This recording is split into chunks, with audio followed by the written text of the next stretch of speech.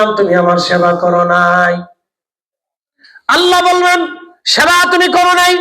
বান্দা বলবে রব বলেন কি আপনি নিজেই তো শাফি, আপনি নিজে তো সেবা করেন।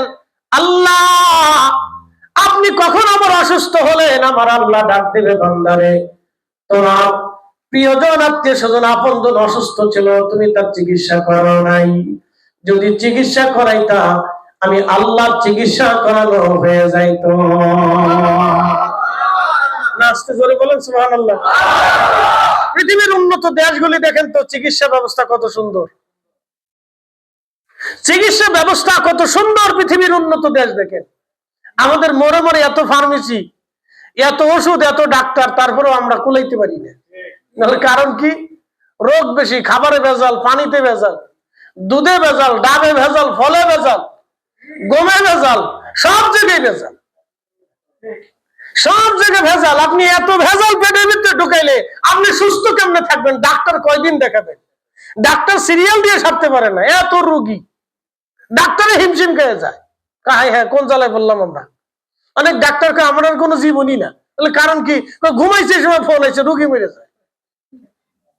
কথা তো সত্য, তাদের তো একটা জীবন আছে, তাদের একটা জীবন আছে, তাদেরও বাচ্চা কাচ্চা আছে। বাচ্চা কাচ্চা নিয়ে ঘুরতে পেরেছে, ফোন আসছে, রোগী মেরে যায়।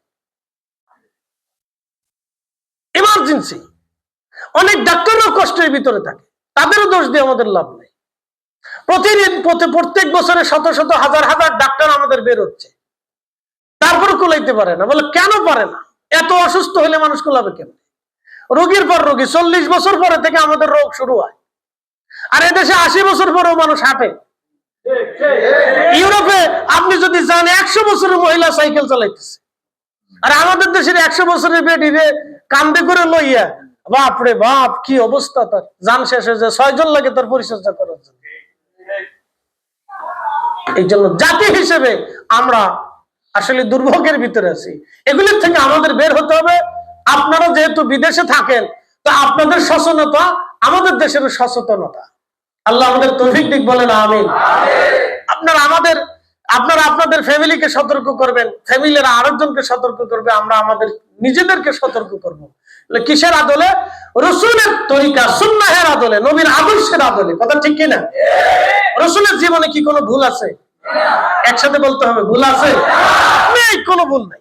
লা শাক লা রাইবা। নবীর জীবনে কোনো ভুল নাই। 40 বছরে কোরআন আসে নাই, তখন রসুলের কাজ কি ছিল? দেখেন, হিলফুল ফুজুল বানাইছেন। হিলফুল, এই ফুজুলের কাজ কি ছিল? ভেজাল বাড়ানো না ভেজাল মীমাংসা করা? ভেজাল মীমাংসা করা। আর আমাদের দেশে আছে ভিলেজ পলিটিক্স। ভিলেজ পলিটিক্স কি ভেজাল মীমাংসা করে না বাড়ায়? আই হাই হ্যাঁ হ্যাঁ, এখানে অনেকেই আছেন, তারা জানেন যে কি কঠিন পরিস্থিতি। মানে কে কারে বাস দিবে, কার ক্ষতি করবে। একজনের ছেলে বিদেশ আসতে গেলে 10 জনে বাধা দেয়, জোর যাতে না যাইতে না পারে। ঠিক আছে না? অথচ আমি সিলেট গেলাম, আল্লাহ মাফ করুক, বহু বছর আগে, করোনার আগে মাহফিলে গেছি জগন্নাথপুরে, এক হাওরের ভিতরে। পুরা গ্রামের মানুষ লন্ডনী, প্রত্যেক বাড়িতে বিল্ডিং। তা আমি আশ্চর্য হয়ে বললাম, ব্যাপার কি? প্রত্যেক বাড়িতে বিল্ডিং, প্রত্যেক মানুষ লন্ডনী। কি কারণ? সাহেব, আমাদের এখানে পাকিস্তান পিরিয়ডে একজন লন্ডন গেছিল, তিনি সব মানুষের গ্রামের প্রত্যেক ফ্যামিলি থেকে একজনকে লন্ডন নিয়ে গেছে। আমি বললাম, এই লোকটার মতো যদি আমাদের প্রত্যেক গ্রামে একটা করে লোক থাকতো, তাহলে আমাদের দেশের প্রত্যেকটা গ্রাম উন্নত হয়ে যেত। কিন্তু আমাদের দেশে আছে ভিলেজ পলিটিক্স, আমি নাম দিছি কুত্তা পলিটিক্স। মনে কিছু নিয়েন না, এই পলিটিক্স আগুন দিয়ে ধরে পুরাই দিতে হবে। কারণ এই পলিটিক্স এর কারণে আমাদের দেশে গ্রামের মানুষ অশান্তির ভিতরে থাকে, প্রতিনিয়ত মারামারি, খাবার নিয়ে ফিটিফিটি, বিয়ে বাড়িতে ফিটিফিটি। আমার ফরিদপুরে লাগছে ফিটিফিটি, কি নিয়ে জানেননি? সিঙ্গারা লইয়া। আশ্চর্য না? কি আশ্চর্য! পুলিশ কি করবে বলে? সারা শহরে ফিটাফিটি। লাস্টে যারা ফিটায়, কিসের কারণে ফিটায় নিজেরাও জানে না। কি আশ্চর্য কায়দা! এই হচ্ছে আমাদের দেশের অবস্থা। এটা বলে লাভ নাই, খালি মানুষ দোষ দেয় ব্রাহ্মণবাড়িয়া বলে মারামারি। এটা ভুল কথা। আমি ব্রাহ্মণবাড়িয়াতে যত মাহফিল করছি, আমি এটা পরিসংখ্যানে দেখলাম যে ব্রাহ্মণবাড়িয়াতে, কুমিল্লার অঞ্চলে যত মাহফিল হয়, সারা বাংলাদেশে অনেক বিভাগে এত মাহফিল হয় না। লোক যদি ভালো না হইতো তাহলে মাহফিল কেমনে করতো? আজকে যারা মাহফিল সাজাচ্ছে এটারা তো কুমিল্লার লোকই। আয় সর্বনাশ! দুর্নাম করলে আমারও রূপ হয়েছে। যাক, আল্লাহ কবুল করুক, বলে না আমি। আমি কুমিল্লা না হুজুর, মালদ্বীপে। এখন উনি মালদ্বীপের হয়ে গেছে, এখন উনি মালদ্বীপের, যদিও আমাদের কুমিল্লার, কিন্তু এখন তিনি কি মালদ্বীপের। আল্লাহ কবুল করুক, বলে না আমি।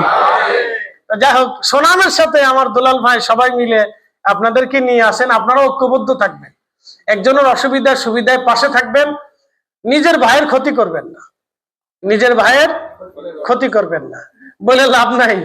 আমি এই আইসে এক হোটেলে খাইতে গেছি, নাম বলবো না, তার দুর্নাম করবো না, আমার কাছে টাকা বেশি রেখে দিছে, ফটাই ফুটে রেখে দিছে, হুজুর নাই, এই ডলারের দাম এইটা এটা। আমি বললাম $100 দিলে কত? $100 দিলে আপনি পাবেন 1800, তারপরে $50 যদি দেন তাহলে পাবেন 800। তাই বললাম 800 কেন? $100 দিলে 1800, 50 দিলে 800 কেন? সিস্টেম এটা।